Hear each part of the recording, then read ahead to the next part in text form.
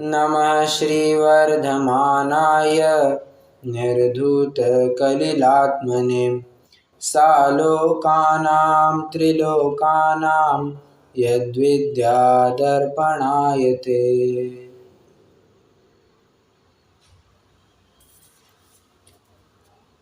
आठ मूल गुणों का प्रकरण वैसे हमारा चल रहा है, परंतु साथ साथ एक और विशेष बात आपके साथ शेयर करना चाहूँगा। आठ मूल गुणों का प्रकरण वैसे बहुत विस्तृत है, बहुत फैला हुआ है। इसका अंतर्भाव कई सारे जगहों में किया जाता है। And one such topic is श्रावक की 53 क्रियाएं। श्रावक की 53 क्रियाएं, किसी को पता है श्रावक की 53 क्रियाएं कौन सी होती है? एनीवन?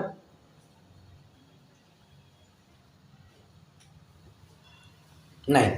देखिए 53 आप काउंट करते जाना, ये लिख लीजिए, ये थोड़ा सा आपको इंपॉर्टेंट रहेगा। 8 मूल गुण, रत्नत्रय, 12 व्रत, रत्नत्रय मतलब 3, हाँ 3 की संख्या हो गई, 12 व्रत, 4 दान, 11 प्रतिमाएं, 12 तप, समता, जलगालन, रात्रि भोजन त्याग, देव दर्शन। एक बार मैं फिर से रिपीट करूंगा। 8 मूल गुण, रत्नत्रय मतलब 3,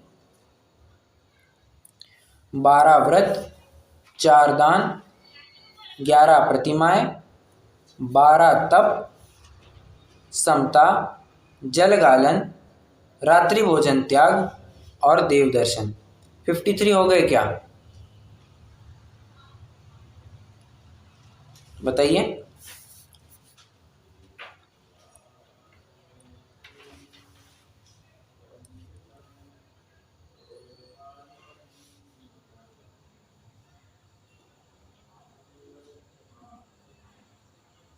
मेरी आवाज आ रही है? 50? 54 हुए ना? कैसे? एक मिनट, हाँ वापस कर। 8 और 3 11, 11 और 12 23, 23 और 4 27, 27 और फिर 23 50, 50 में, अच्छा हाँ, देव दर्शन हटा दीजिए, देव दर्शन मैं भूल गया, देव दर्शन नहीं है। चलो 54 हो रहा था, बराबर, देव दर्शन नहीं है, करेक्ट। अब आ रहा है बराबर 53 सबका? ये सब हाँ बोलना, हाँ मैं सबसे सुनना चाहूंगा, सब एक्टिव है या नहीं देखना चाहूंगा। जी भैया। ओके डॉक्टर साहब।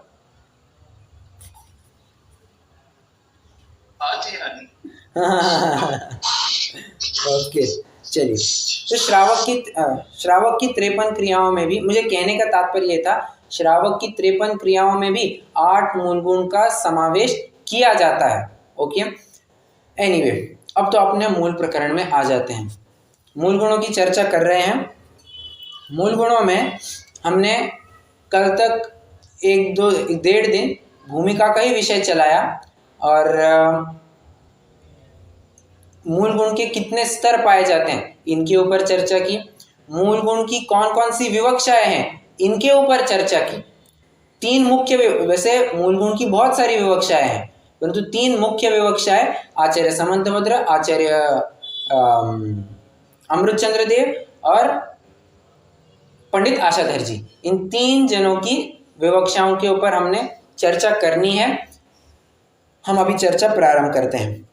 देखिए मध्य, सबसे पहले तो अपन मध्य मांस मुद्र जो सब में कॉमन पाया जाता है इसकी चर्चा करेंगे। ओके, वैसे मूल प्रकरण अपना चल क्या रहा है? एकदम मूल प्रकरण।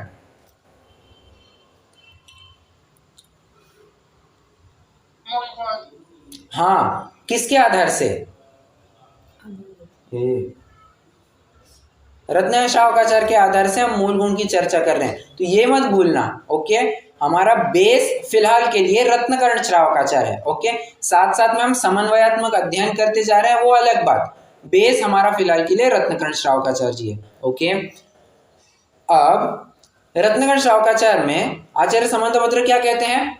8 मूल गुण माने 3 मकार का त्याग और 5 अनुव्रतों का पालन। ओके, एक छोटा सा क्वेश्चन है मेरा, आपको उत्तर चाहूंगा। जब 5 अनुव्रतों में अहिंसाणुव्रत लिखा गया है तो अलग से मांस त्याग क्यों लिखा गया?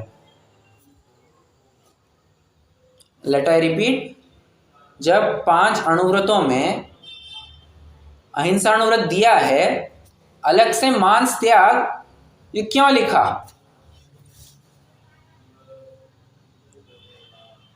एनीवन? आपको जो उत्तर ख्याल में आया आप बताइए। क्योंकि उसमें वो मानता है ना कि हमने तो हिंसा नहीं की, हम लोग मांस खा रहे हैं, ऐसा मान लेते हैं ना। यानी वो ऐसा भी हो सकता है ना कि मांस तो मर गया, उसके बाद का जो होता है वो मांस होता है। तो अहिंसाणुव्रत में ऐसा है कि मारना नहीं है, तो मारते नहीं है, मरा हुआ ही लाए। ओके, आप दोनों का तात्पर्य ये है कि हम किसी को मारने नहीं गए हैं, जो मरा हुआ है उसको खा रहे हैं मांस भक्षण में, यही कहना है आपको? हाँ, वो हो सकता है। राइट, कुमकुम जी का भी वही कहना है। फाइन, तो ये एक मुद्दा हो गया। फेयर इनफ, बहुत अच्छा। और क्या प्रकरण हो सकता है? आपका बिंदु बिल्कुल सही है, लिखते जाइए। हाँ, क्या कारण है मांस, ये आप चाहे तो एक छोटा सा क्वेश्चन बना सकते हैं। जब अहिंसाणुव्रत 8 मूल गुणों में अहिंसाणुव्रत बताया है तो मांस भक्षण के त्याग की चर्चा क्यों? आप चाहे तो एक ऐसा छोटा सा क्वेश्चन लिखिए और फिर उसके पॉइंट्स, रीजंस लिखते जाइए। पहला रीजन तो आप ये बता सकते हैं कि कोई ये भ्रम ना पाले हम किसी को मारने नहीं गए हैं। ओके, भक्षण करना ये भी उतना ही बड़ा पाप है। ओके, दूसरा पॉइंट विचार कीजिए, एक 2 वे डिस्कशन होने दीजिए, ये 1 वे मत चलने दीजिए।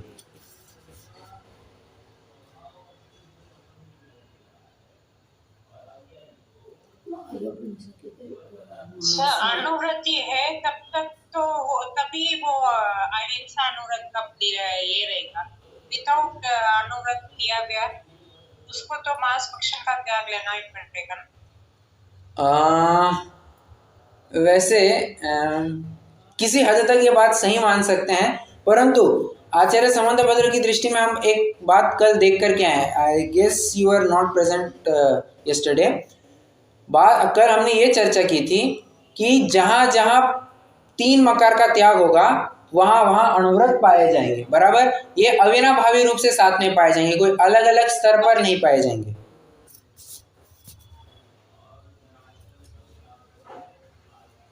हाँ, किसी अपेक्षा अगर आप ये कहना चाहते हैं स्थूल रूप से, तो अनुव्रत तो मुख्यतः हमें 5वें गुण स्थान में देखते हैं। मध्य मांस मधु का त्याग तो ये कहीं पर भी देखने को मिल सकता है, ये तो सामान्य लोक रीति नीति है, मांस त्याग करना चाहिए, तो ये भी एक पॉइंट कहला सकता है। Fair enough.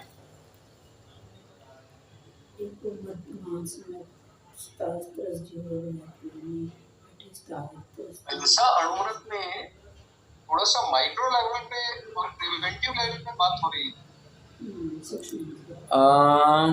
जैसे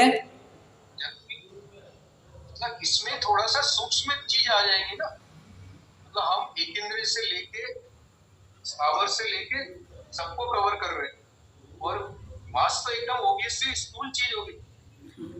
राइट, करेक्ट। हमारी माता जी ने लगभग वही पॉइंट बताया। बहुत अच्छा पॉइंट। क्या है? अहिंसाणुव्रत में स्थावर और त्रस दोनों की हिंसा के ऊपर रोक लगाई है। ओके, हाँ, उतने में है कि श्रावक के स्तर पर है तो स्थावर की हिंसा भी एकदम सीमित रूप से होगी, परंतु सीमित रूप से होगी। उसमें भी अनाप शनाप करेगा तो अहिंसाणुव्रत में अतिचार लगेगा, बराबर। जबकि मांस ये स्पेसिफिकली बोलिए ये त्रस जीव के भक्षण की बात करता है। बहुत अच्छा। और बताइए, 3 पॉइंट्स हो गए और 3-4 पॉइंट आने वाले हैं।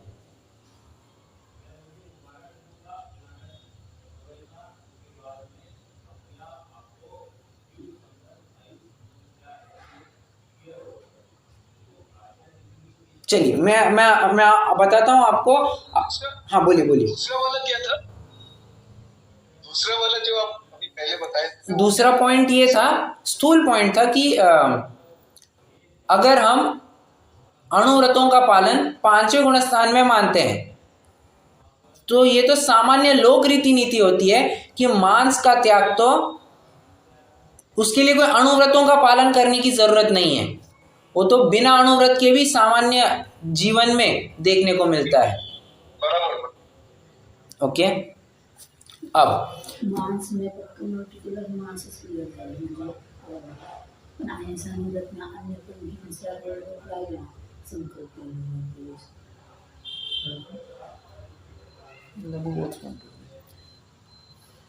चलिए, अब आचार्य समंतभद्र ने ऐसा क्यों लिखा, इसको समझने के लिए हमें क्या करना होगा? चलिए हिस्ट्री में हमें थोड़ा हिस्ट्री का ज्ञान करना होगा। कहाँ? राइट बैक 1900 सम मोर और लेस 2000 ईयर्स अगो, मोटा मोटी मान के चलिए 2000 साल पहले हमें टाइम मशीन से जाना है। टाइम मशीन कैसे? अरे हमारे ज्ञान के द्वारा, साहित्य के द्वारा हमें थोड़ा उस काल में पहुंचना होगा। उस काल में पहुंच के करना क्या साहब? एंटीक पीस बन के हो जाए क्या? ना ना, वहाँ के परिस्थितियों का ज्ञान करना। मतलब आचार्य समंतभद्र के आजू बाजू में जो परिस्थितियां प्रिवेलेंट होगी, उन करंट सिचुएशन को लेकर के ही उन्होंने डेफिनेटली ये बात लिखी होगी। क्योंकि एक बात आप समझ लेना, साहित्यकार जो कुछ भी लिखता है, साहित्यकार जो भी लिखता है उसमें आपको कहीं ना कहीं उस समय के तत्कालीन समय की जो परिस्थितियां होती है, उन परिस्थितियों का बहुत अच्छे से ज्ञान देखने को मिलेगा। ठीक है, अब जैसे अगर आप करीबन 1900 से लेकर 1950 के आसपास तक के लेखकों के आप पढ़ेंगे ना, आपको पूरी आज़ादी के मिलेंगे। ये क्या दर्शाता है? उस काल में पूरे भारतवासी आज़ादी के लिए लड़ रहे थे, झगड़ रहे थे। ठीक है, ये तात्कालिक परिस्थितियों का ज्ञान साहित्य हमें कराता है, साहित्यकार हमें कराते हैं। आचार्य समंतभद्र भी इसके लिए कोई अपवाद नहीं रहे होंगे, ये बात पक्की है। तो ऐसा क्या चल रहा होगा उस काल में? आप जरा विचार, मैंने आपको हिंट दी है, उस काल में ऐसा क्या चल रहा था कि उसको लेकर के इन्होंने मांस भक्षण और अहिंसानुव्रत इन दोनों को अलग अलग करने की कोशिश किया, मतलब अलग अलग किया। तो बलि वगैरह चल रहा होगा। फैंटास्टिक। वैदिकों की प्रथा बहुत जोर पकड़ रही थी। क्या? वे तो कहते हैं याज्ञ की हिंसा नास्ति, देखो हिंसा थोड़ी ना होती है। और वे तो अग्नि को भगवान का मुख मानते हैं, उसमें जो कुछ भी प्रवेश करता है वो सीधा भगवान के मुख में चला जाता है, ऐसी उनकी मान्यता है। बराबर। और इस चक्कर में वो एक के पीछे एक बलियों की लाइन लगा देते हैं। अश्वमेध बलि, नरमेध बलि, पशुमेध बलि, सब बलियों की बलियां। और एक पॉइंट तो ऐसा था कि लाशों की लाशें बिछी हुई रहती थी, इतनी खराब अवस्था चल रही थी। उसके ऊपर और देखिए, प्रसाद तो सबको चाहिए प्रसाद सबको चाहिए, तो मांस भक्षण नहीं होगा क्या? ऑफ कोर्स होगा। अब प्रसाद को कोई मांस समझे ही ना, तो उसके ऊपर भी रोक लगाने के लिए उन्होंने इन दोनों को अलग अलग किया। ओके, पॉइंट नंबर 1 कितने? चौथा पॉइंट हो गया। और बोलिए।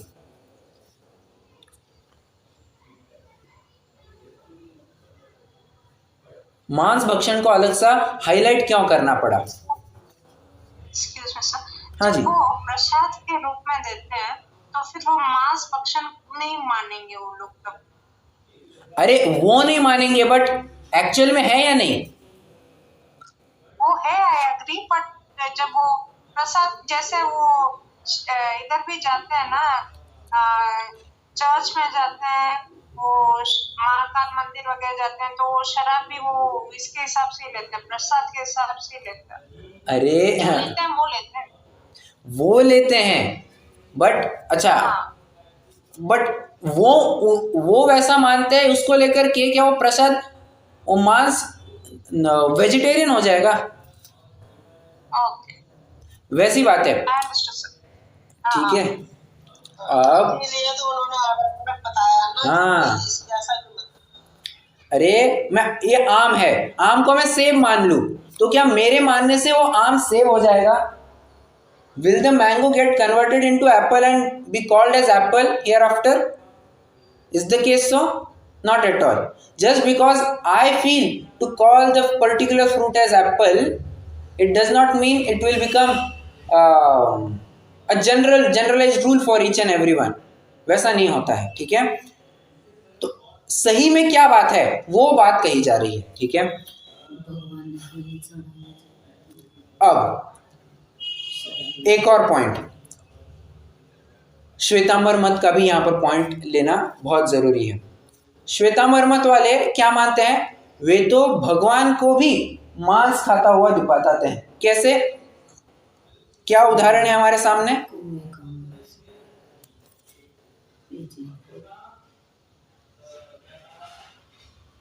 वो महावीर स्वामी को कुछ हुआ था ना, करेक्ट, पेचिस रोग। उस टाइम पे उनको दिया था।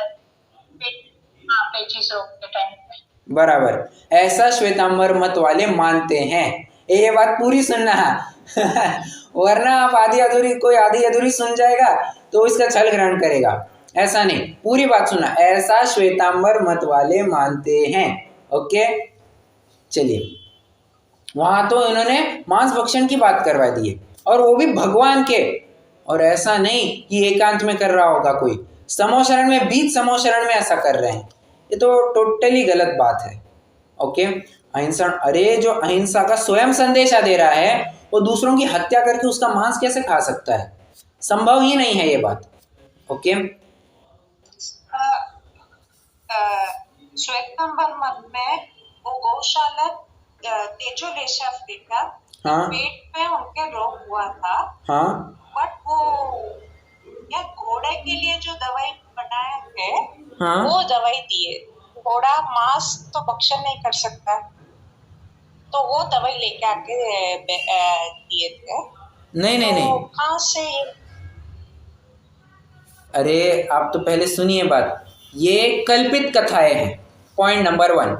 कल्पित कथाओं में भी घोड़े का कुछ दिया नहीं था, वो तो कौवे का लिटरली मांस दिया कहते हैं, वे कहते हैं वैसा। क्या आप मोक्ष मार्ग प्रकाशक में पढ़ना, आपको मिल जाएगा। 5वें अध्याय में, 5वें अध्याय में पूरी समीक्षा की है। वो नॉन वेज ही खिलाया ऐसा कहते हैं, श्वेतांबर मत वाले कहते हैं, ठीक है। मैं और क्या पॉइंट कह रहा था? हाँ, श्वेतांबर मत वालों का उस समय में बहुत बोलबाला था। श्वेतांबर मत कब उगम में आया?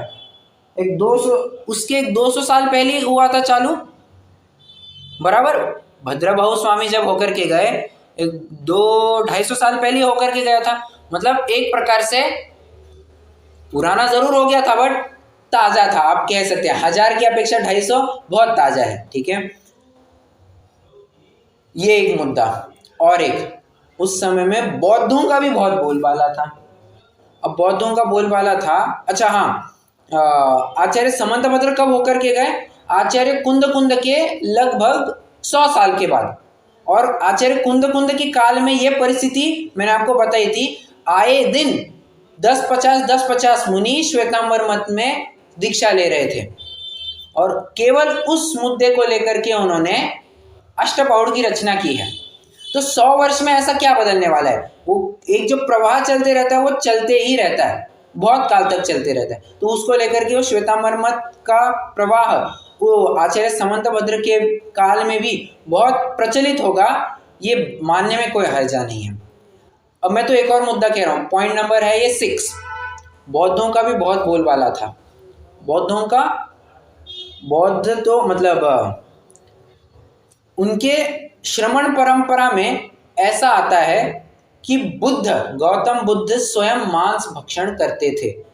यही एक मुख्य अंतर बनता है जैनियों की श्रमण परंपरा में और बौद्धों की श्रमण परंपरा में। श्रमण परंपरा का दोनों भी बराबरी से दावा करते हैं, परंतु चरणानियों के स्तर पर अगर देखा जाए तो बौद्ध मांस भक्षण का समर्थन करते हैं, और क्या कहते हैं, जैन मांस भक्षण तो दूर, हिंसा का ही त्याग करवाते हैं। ठीक है।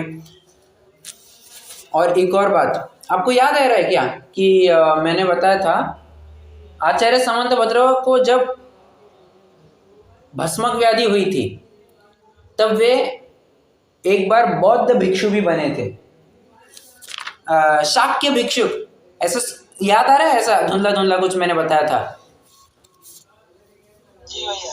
बस, तो स्वयं एक बार बौद्ध भिक्षु बने थे, तो उनको अच्छे से ख्याल में था कि ये बौद्ध मत वाले व्यर्थ ही में विपरीत बात का प्रचार कर रहे हैं। अतः इस बात को सही से, मतलब सही बात सामने आए, इसके लिए उन्होंने मांस और अहिंसा इनको अलग अलग करवाया। और क्या कारण हो सकता है? एक और कारण है, हालांकि प्रॉपरली ये मांस तक नहीं जाएगा, बट वेरी मच रिलेटेड। पहले के काल में होता क्या था, क्षत्रियों की एक बहुत बड़ी हॉबी हुआ करती थी। कौन सी?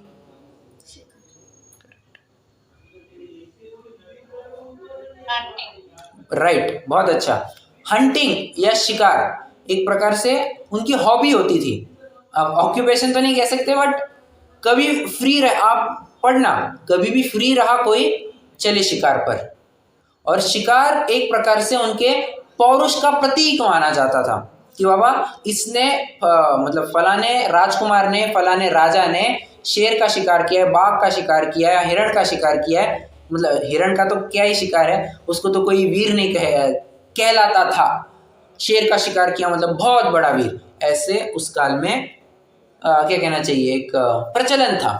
तो उसके ऊपर भी रोक लगाने के लिए इन्होंने अहिंसा और मांस त्याग इनको अलग अलग करवाया। कोई मांस त्याग कह करके हम मांस खा थोड़ी ना रहे हैं, हम तो बस शिकार कर रहे हैं। भले आदमी तुम शिकार कर रहे हो तो हिंसा नहीं हो रही है क्या? इसके लिए डिस्टिंग्विश करना जरूरी समझा। कितने जन समझ रहे हैं? 7 पॉइंट कितने जनों को समझ में है?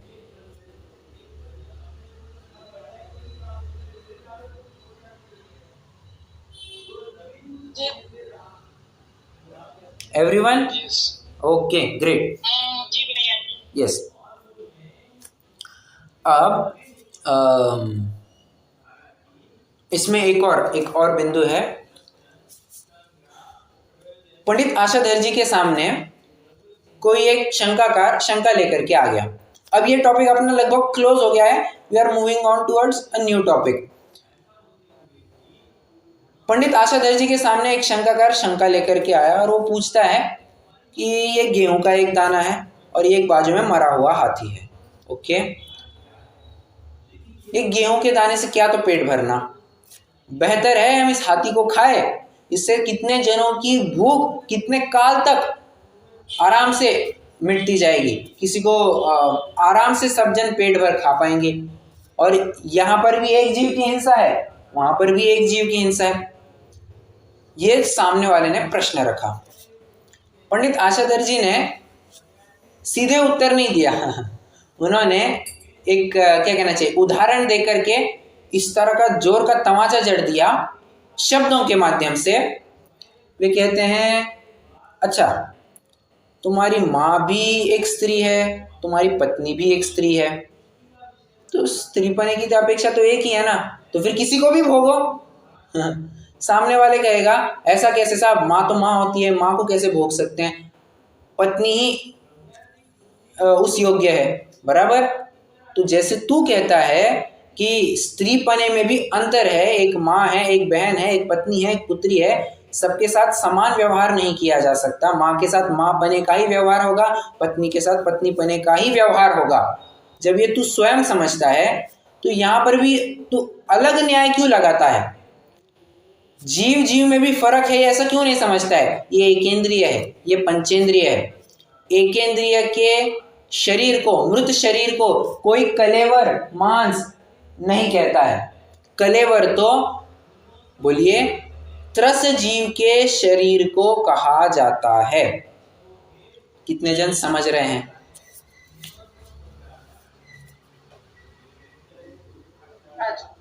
पॉइंट नंबर 1, ये तो एक तर्क दिया, ठीक है। दूसरा तर्क वे कहते हैं गेहूं के दाने को खाने में और हाथी को खाने में प्राण पीड़ा कहाँ पर ज्यादा हुई होगी? डेफिनेटली हाथी को मारने में प्राण पीड़ा। देखो जितनी बड़ी क्या कहना चाहिए व्यक्ति होती है या जितने बड़े लेवल की व्यक्ति होती है उसको मारने के लिए उतनी तीव्र कषाय लगती है। जैसे किसी एग्जाम्पल है, कोई किसी मुर्गे को मारे और कोई किसी प्रेसिडेंट को मारे, कषाय कहाँ पर ज्यादा होगी?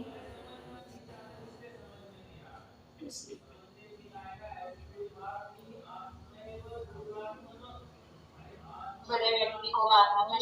बराबर, बड़े व्यक्ति को मारने में वो जितनी उस लेवल के व्यक्ति को मारने के लिए उतनी तीव्र कषाय होने लगती है और तीव्र कषाय के बिना एक कार्य नहीं होता है। तो हाथी इतना बड़ा जीव है, उसको मारने के लिए प्रश्न है मेरा, क्या कम कषाय लगी होगी? अरे बहुत तीव्र कषाय होती है, बहुत तीव्र कषाय। तो उस पहले तो स्वयं कषाय करेगा, सामने वाले को कषाय कराएगा, 2 पाप लगे। तीसरा पाप, उसमें निरंतर त्रस जीवों की उत्पत्ति चलती रहती है। अब उसकी हिंसा को तू गिनता है क्या? नहीं गिनता है। ये इसको लेकर के, गेहूं के दाने को लेकर के कोई त्रस जीव उत्पन्न नहीं होते हैं, वो अब सूख गया है, वो काष्ठवत हो गया है। बराबर, इसमें अभी भी त्रस जीव उत्पन्न होते रहते हैं, निरंतर त्रस जीव उत्पन्न होते रहेंगे, ये बात समझनी चाहिए। तो बहुत अंतर है हाथी को खाने में और गेहूं को खाने में।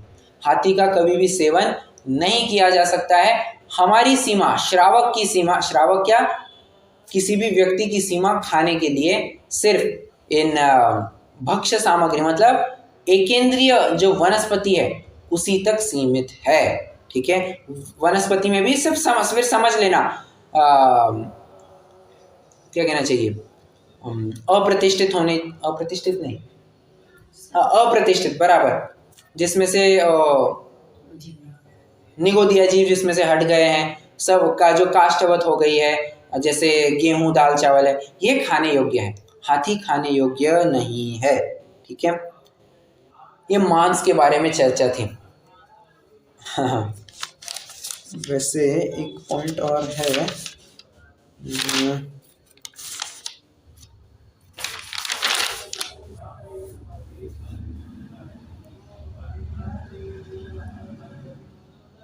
अब यहाँ पर ना अपन मांस भक्षण के कुछ अतिचारों की चर्चा, मतलब मांस त्याग के कुछ अतिचारों की चर्चा करना चाहेंगे। ओके, देखिए, सबसे पहला, कभी भी ऊनी वस्त्र का प्रयोग नहीं करना। ऊनी वस्त्र माने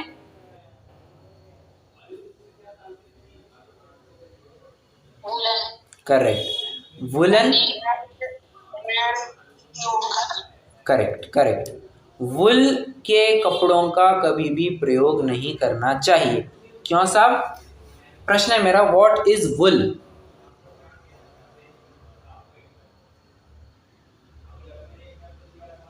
क्योंकि उसको बहुत परेशानी होती है। ओके, उसको परेशानी होती है।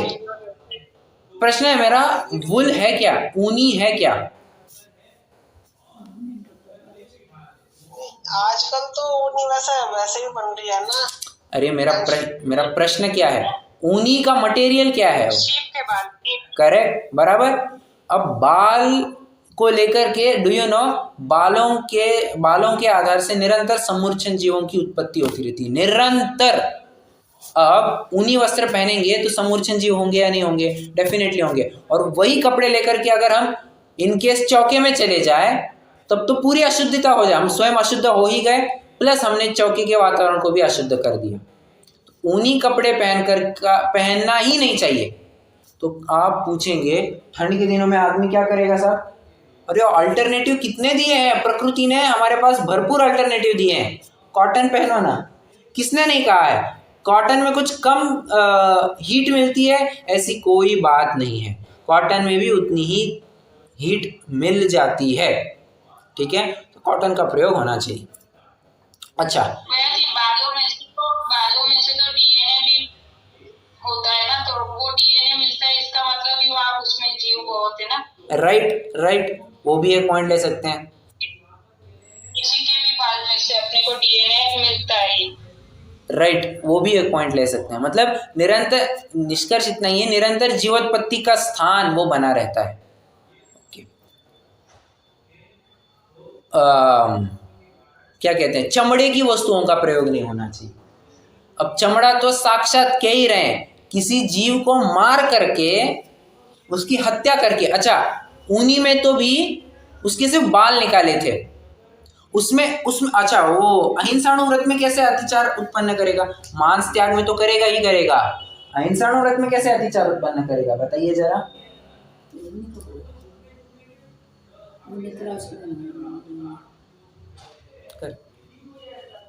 बताइए। चमड़ा निकालने, नहीं, चमड़ा निकालने के लिए ऊनी वही समूचिम चीजों की भी हत्या तो लेनी है ना इसमें। Okay, correct. और क्या पॉइंट ले सकते हैं? और जीव को पीड़ा दिया। हाँ, राइट, बस उसको पीड़ा हुई ना, वध बंध छेदाति भारारोपणान्न पान निरोधा, ये 5 अतिचार बताएं। तो छेद के अंतर्गत ले सकते हैं, उसके अंग नहीं, बट टाइप ऑफ अंग ही उसका, बॉडी का पार्ट ही है, उसको हमने, अब उसको ठंड नहीं बजेगी क्या? वो जो भेड़ है, भेड़ को ठंड नहीं बजेगी क्या? ऑफ कोर्स बजेगी। तो और ठंड से बचने के लिए प्रकृति ने वो बाल भेड़ को दिए हैं, कोई हमें नहीं दिए हैं। ठीक है, जबरदस्ती उससे भी खींच के लेना, ये तीव्र कषाय हुए बिना संभव नहीं होता है। ठीक है, ये एक पॉइंट हो गया। ऊनी वस्त्र। अब चमड़े में तो साक्षात जीव को मारा जाता है, उसका जो स्किन होती है, उस स्किन को पतला किया जाता है और फिर उसका प्रयोग करके चमड़े की वस्तुएं बने। फिर चमड़े की किसी भी प्रकार की वस्तु हो, पर्स हो, वॉलेट हो, बेल्ट हो, शूज हो, और क्या होता है, जैकेट हो, किसी भी प्रकार से चमड़े की आजकल तो क्या ट्रेंड निकला है, जो घड़ी की स्ट्रिप होती है, वो स्ट्रिप भी लेदर की करवा के लेते हैं। अब जो अमीर होते हैं, जो शौकीन होते हैं, वो सब ऐसी अन्याय में पैसा उड़ाते हैं, अन्याय नीति में पैसा उड़ाते हैं। तो चमड़े की भी वस्तु का त्याग होना चाहिए। Okay, point number 2। Point number 3, silk की वस्तुओं का भी त्याग होना चाहिए। क्यों साहब? सिल्क कैसे बनता है? रेशमी कीड़े से। रेशम के कीड़े से। नाम में क्या है? Silk worm. तुमने 2 इंद्रिय के जीव को घात किया ही ना, 2 इंद्रिय, 3 इंद्रिय, 4 इंद्रिय, जो कुछ भी है, उसके जीव का घात किया, खत्म। हाँ, तुमने त्रस जीव का घात किया है, मांस भक्षण का भी दोष लगेगा, अहिंसाणु व्रत में भी जाएगा। ओके, आगे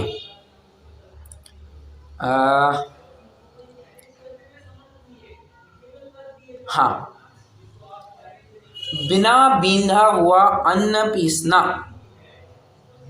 क्या कहा? देखो, मांस भक्षण में क्या कह रहे हैं? बिना बींधा हुआ अन्न पीसना। ये लिखते जाइए, ये बहुत महत्वपूर्ण है। ये हमारी डे टू डे लाइफ में बहुत कॉमन पॉइंट्स है, बहुत जनरल पॉइंट्स है जो हम इजीली फॉलो कर सकते हैं। क्या कहते हैं? बिना बींधा हुआ अन्न पीसना। ये आलोचना पाठ की लाइन बोलिए जरा। तो रात्रि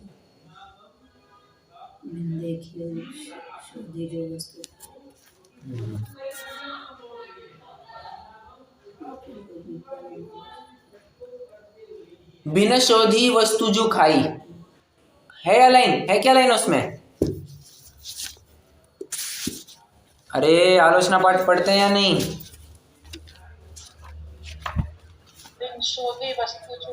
राइट, आ गई उसमें। क्या क्या?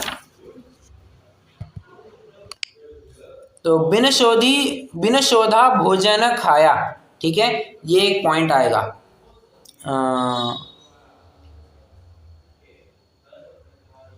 एक और है, अन्नादिक शोध कराई तामधिजु जीव निसराई तिनको नहीं जतन करायो गलियारे धूप डरायो। मतलब बराबर से मोर पर्टिकुलर ये लाइन बैठेगी, अन्नादि का शोधन नहीं करना। ओके, बिना शोधा भोजन पीसना। क्यों साहब, इसमें मांस भक्षण का दोष कैसे लगेगा?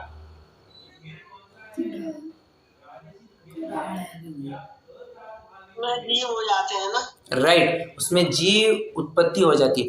अच्छा, वैसे जैनी तो पहले जो भी अनाज खाता है उसको धोकर सुखाकर ही प्रयोग में लेता है, इतनी बात पक्की है। दाल हो, चावल हो, गेहूं हो, पहले धोएगा, सुखाएगा। हाँ, अरे धोते हैं या नहीं धोते हैं? दाल, हाँ, चने की दाल है, चने की दाल धोते हैं या नहीं धोते? धोते हैं। ज्वार बाजरा धोते हैं या नहीं धोते हैं? गेहूं धोते हैं या नहीं धोते? धो करके सुखा करके प्रयोग में लाते हैं। ठीक है, तो बिना धोए कुछ वस्तु का प्रयोग ही नहीं करता है। कोई ये भ्रम में रहे कि हमने सब धो सुखा करके कंटेनर में स्टोर करके रखा है, क्या तब भी उसको शोधना जरूरी है, बींधना जरूरी है?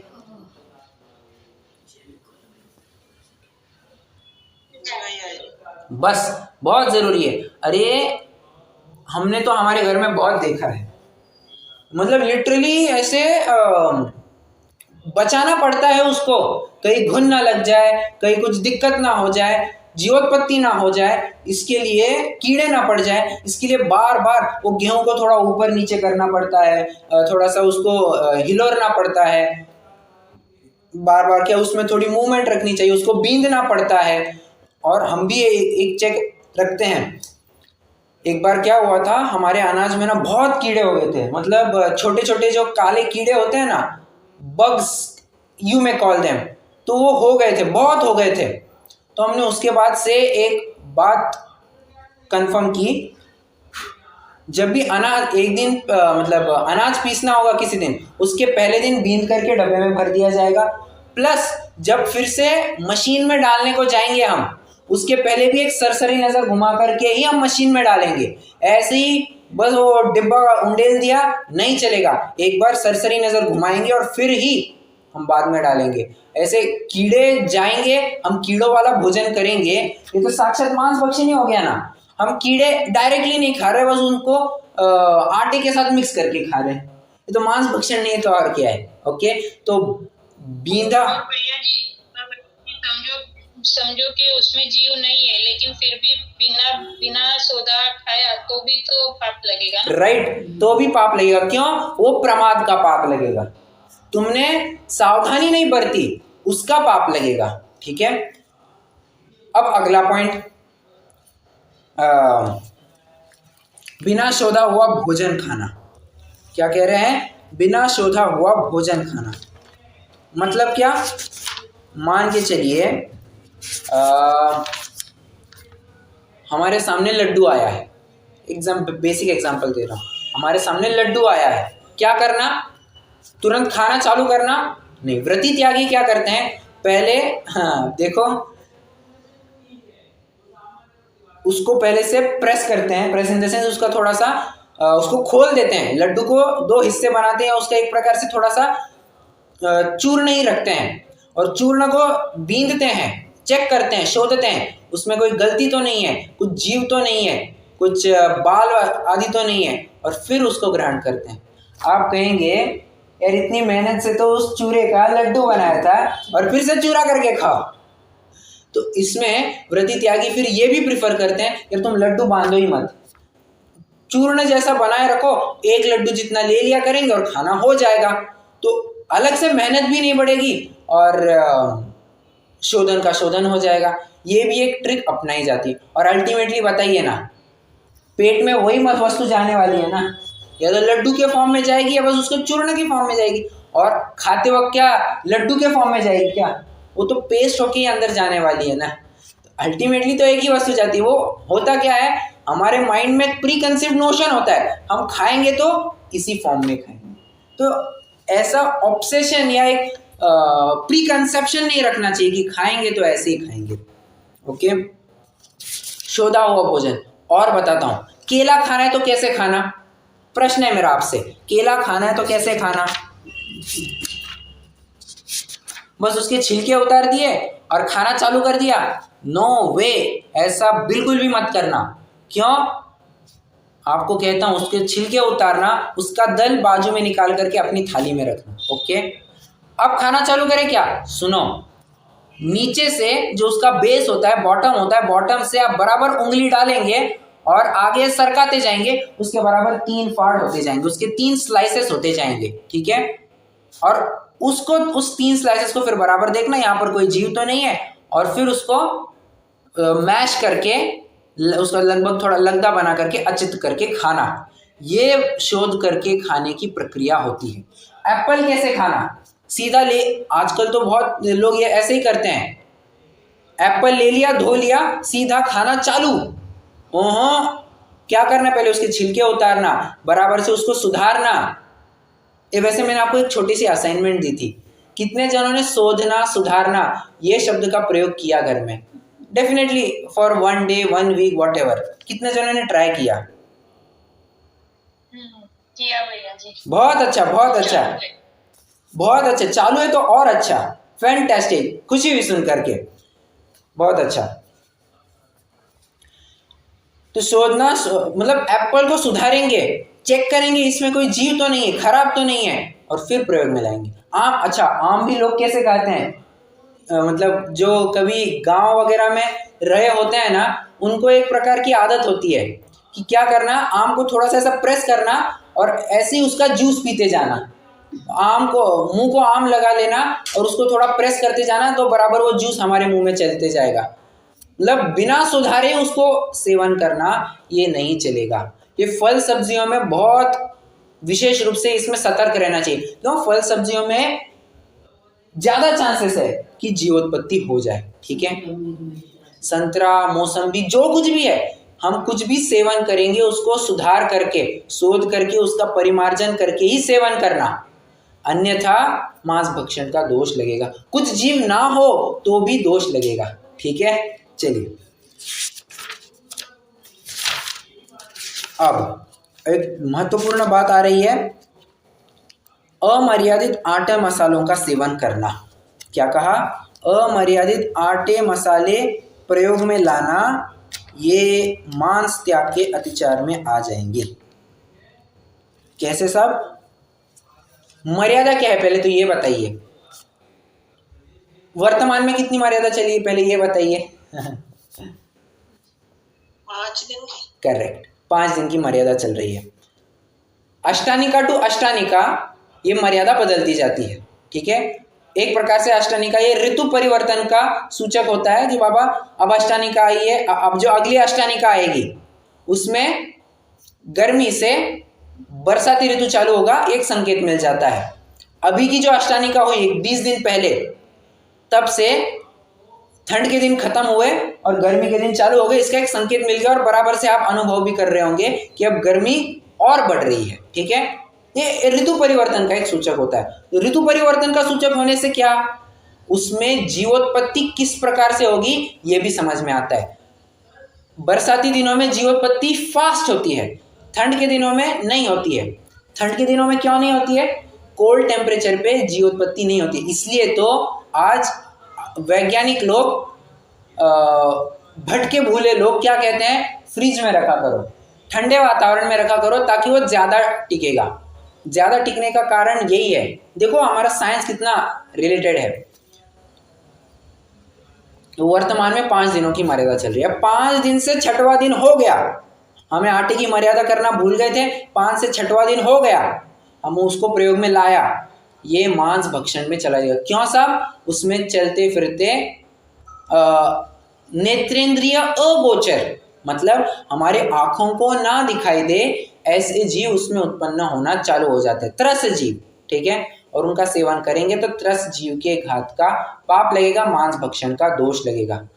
आटों में भी वैसा ही, मसालों में भी वैसा ही। ठीक है चलिए, चलित रस वाले दूध दही का सेवन करना। चलित रस वाले दूध दही, कुछ कुछ दही ऐसे होते हैं, अगर आपने नोटिस किया होगा, बहुत कड़वे लगने लगते हैं, खट्टे नहीं लगते हैं, कड़वे लगते हैं। तो ये क्या है, मतलब एक प्रकार से आप पाएंगे उसमें ना ऐसे बबल्स बहुत निकलने लगते हैं। इसमें लिटरली समझ लेना कि उसमें त्रस जीव उत्पन्न हो गए हैं। तो वो सेवन करने योग्य नहीं होता है। ओके, चलिए, अनछने पानी का सेवन, ओहो बहुत बड़ी बात कह दी। मांस त्याग के अतिचार में अनछने जल का सेवन, ये बात ली है। क्यों साहब, अनछने जल के सेवन में क्या है ऐसी बात?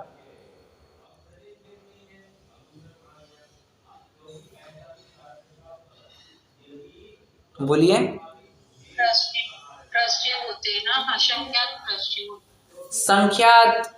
असंख्यात स्थावर और संख्यात त्रस्त जीव होते हैं। ठीक है, तो संख्यात त्रस्त जीवों का घात हो गया, मांस भक्षण का दोष लग गया। ओके, तो अनछने जल का भी त्याग नहीं करना चाहिए, एक्सट्रीमली सॉरी, अनछने जल का त्याग करना चाहिए। ओके, और है वैसे बहुत सारे हैं। अमर्यादित पकवान सब मांस भक्षण के अतिचार में चले जाएंगे। घुन लगा हुआ अन्न, हाँ जी,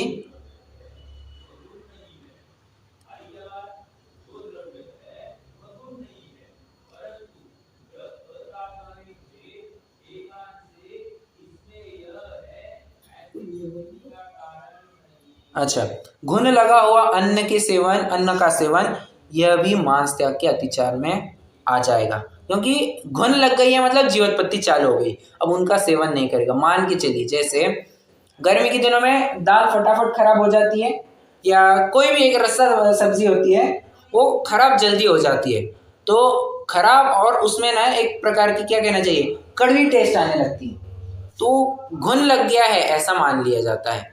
या फिर आप कह सकते हैं और क्या होता है, और घुन किस पे लग जाती है? नहीं, घुन लगा हुआ अन्न, ओके, अन्न, में पका हुआ अन्न की बात कर रहा हूँ, सॉरी, हाँ, घुन लगा हुआ अनाज कहना बेटर रहेगा। ठीक है, घुन लगा हुआ अनाज, उसका सेवन, ये मांस त्याग में चला जाएगा। ओके, चलिए, ये कई एक लास्ट पॉइंट, पत्ता सब्जी का सेवन करना, ये भी मांस त्याग के अतिचार में आ जाएगा। क्यों? पत्ता सब्जी के आधार से त्रस्त जीव पाए जाते हैं, चलते फिरते त्रस्त जीव पाए जाते हैं, इसमें कोई शंका नहीं। Good to go. वैसे तो और बहुत सारे पॉइंट है। द्विदल का सेवन करना, बाजार की चीज, रात्रि भोजन, अज्ञात फल, भोजन में बाल आ जाना, ये सब मांस भक्षण के दायरे में आ जाएगा। ओके, एक और बात,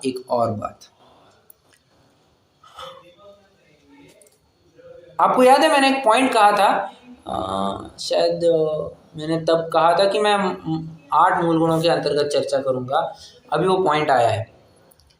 कई बार होता क्या है, हमारी उंगली में से, हमारे हाथ में से कभी खून निकलने लग जाता है, हम क्या करते हैं, तुरंत मुंह में दबा देते हैं और खून चूस लेते हैं। ओके, प्रश्न है मेरा, ये मांस त्याग में आएगा या नहीं, मतलब मांस सेवन में आएगा या नहीं आएगा? ये तो मेरा ही खून है ना, अरे खून किसी का भी हो, वो तो मांस ही है ना, तो तेरा हो या किसी और का हो, इससे कुछ फर्क नहीं पड़ता है। तो इसलिए वो खून भी मतलब दबाना नहीं, मुंह में नहीं दबाना तुरंत। तो क्या करे साहब, 2 मिनट सहने की तो ताकत होनी चाहिए, और इतना भान हम रख सकते हैं कि बाजू में ही कोई एक छोटी सी चिंदी होगी, जो कोई खराब कपड़ा होगा, उसको बांध दिया, खून बहना बंद हो गया, सिंपल। बहुत लगा, हल्दी दबा दी, खून आना बंद हो गया। उपाय बहुत सारे हैं, सिर्फ मुंह में दबाना यही कोई एक उपाय नहीं हुआ करता है। ओके, चलिए, द्विदल का सेवन, ये सब इसमें लगा लेना चाहिए। ग्रेट, इसमें ड्राई फ्रूट्स जैसे काजू वगैरह वो भी तोड़ के यूज करना चाहिए, उसको भी काजू वगैरह से साबुत, उसमें भी कई बार वो अंदर कीड़े हो जाते हैं। हाँ, राइट, बहुत अच्छा, ये भी एक पॉइंट है, फैंटास्टिक।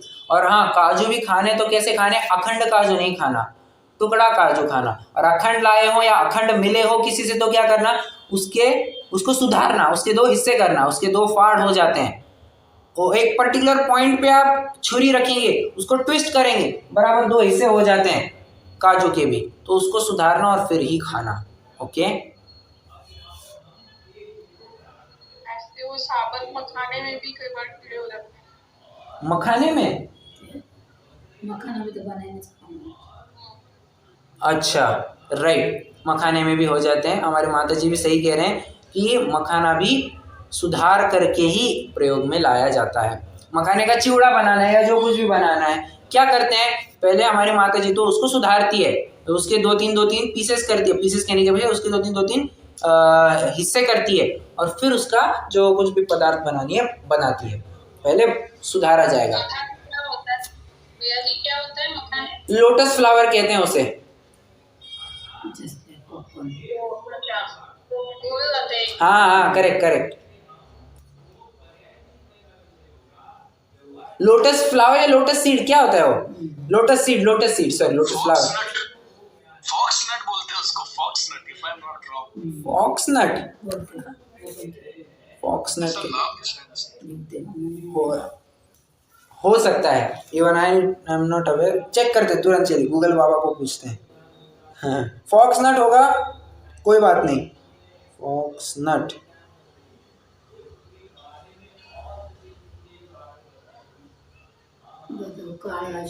हाँ, राइट, फॉक्स नट भी कहते हैं।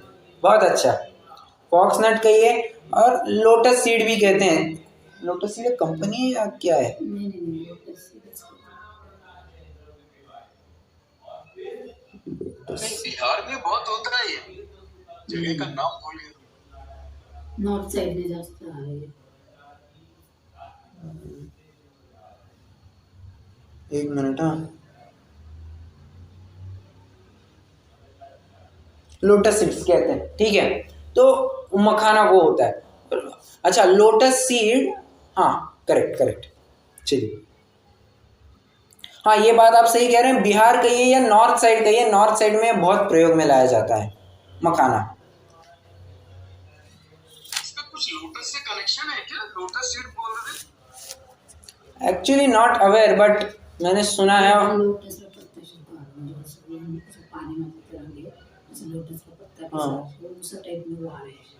हमारी माता जी कह रही है कि जो कमल का पत्ता होता है वो कैसे पानी के ऊपर तैरता है, बस ये जो मखाने के जो भी पत्ते होते हैं ना, वो भी बराबर वैसे ही पानी में वैसे ऊपर उठते हैं, और उसका फिर कुछ प्रयोग में लाया जाता है, ऐसा कुछ है। पत्तों में ना सीड्स होते हैं, हाँ, मखाने, और फिर वो उसको सेक के फिर उसको मखाने बनाते हैं, ऐसा कुछ मैंने भी सुना।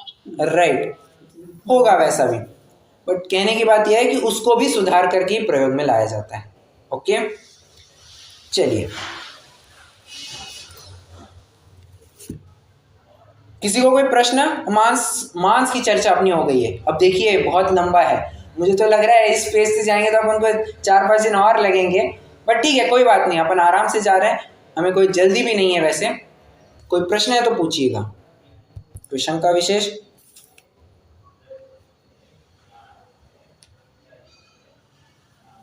रुकते हैं।